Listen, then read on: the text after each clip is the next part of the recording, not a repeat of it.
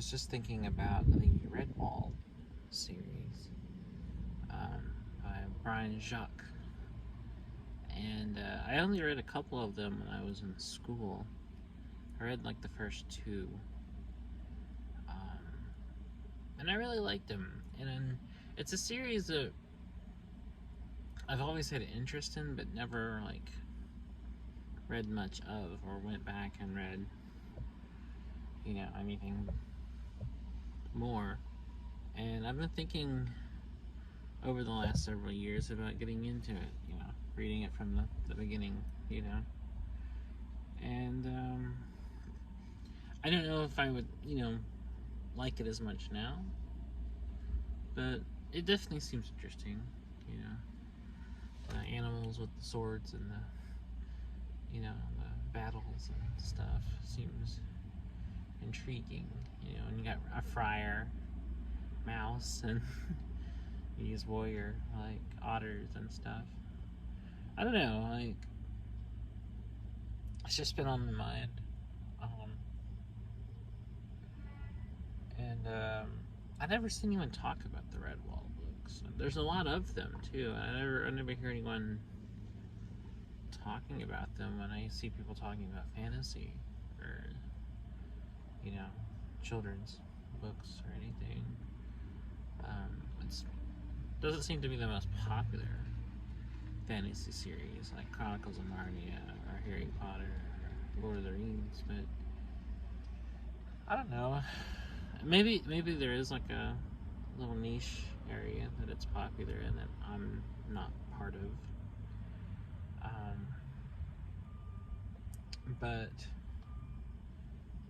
yeah, it's always been in the back of my mind since I read them, the first couple of books anyway, when I was about 11.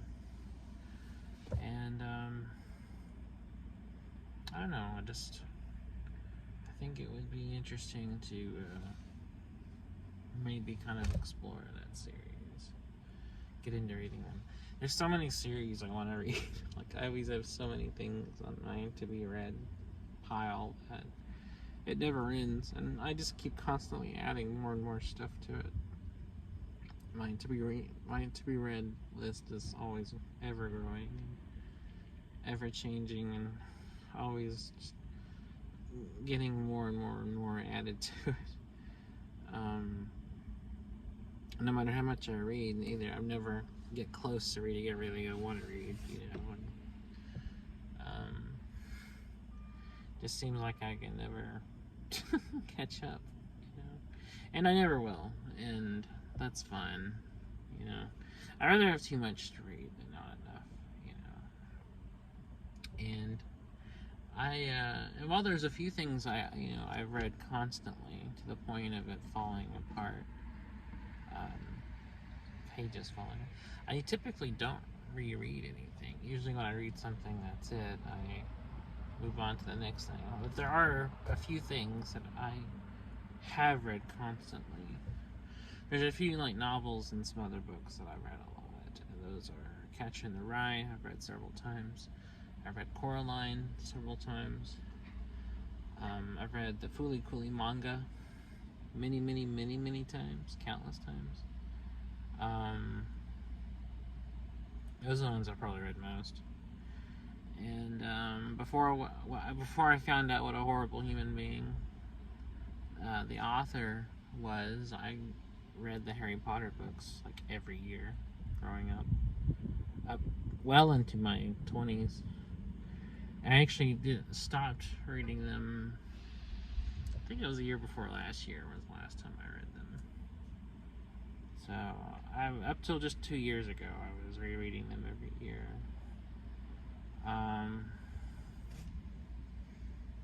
What else? There's a few other things I've read.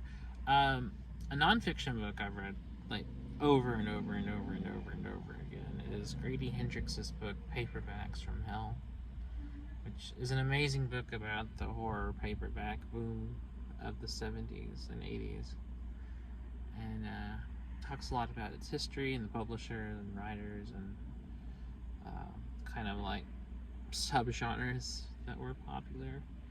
And it's for someone like me who loves vintage horror paperbacks, those old like Zebra paperbacks or Leisure, you know, paperbacks that those publishers put out, stuff by people like Richard Lehman and, you know, Sean Costello and, you know, Ruby Jean Jensen and all of those writers that put out all of those like horror novels back in the day. That's, to me, that's like a Bible. I've read it so many times. You know, I see a lot of things I remember either reading or seeing in bookstores growing up, and I've also discovered new writers like Elizabeth Engstrom. So it's been pretty interesting.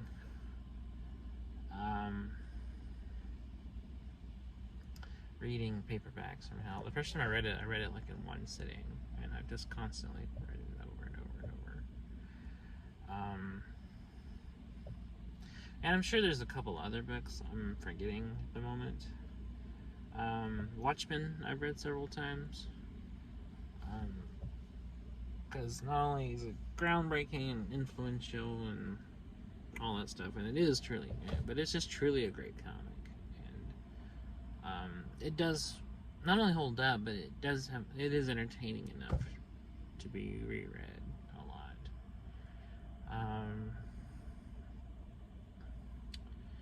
I've also read, you know, William Slater's novels several times, and for those who don't know, which sadly seems to be everybody, William Slater was a writer through the 70s up to the 2000s who wrote YA science fiction, and his stuff is amazing, and I still really, really like it even now.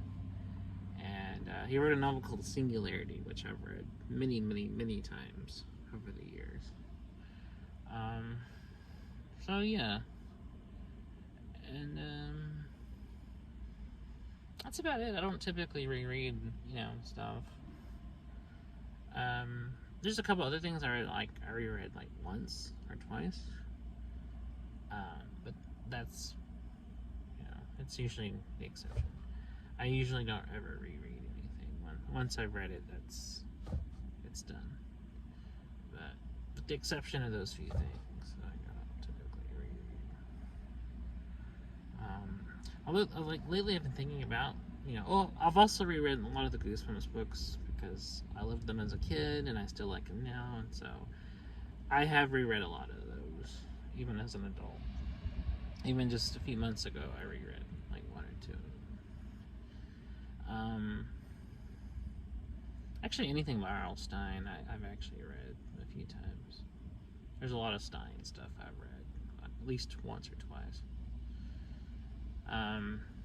Stine is one of those few writers that I can pretty much pick up and reread over and over and over again, which is crazy. I've also, I keep thinking things like I'm like, I don't ever read, and then I think of like all these things I've reread. Of course, my favorite writer, Haruki Murakami, I've read everything he's done at least twice. Sometimes, some of them like 3 or 4 times. That's generally it, though. I really can't think of anything else. So that's just kind of what I read and what I like to read and what I've reread. Anyways, that's it. We'll be doing this again tomorrow, so I will see you then.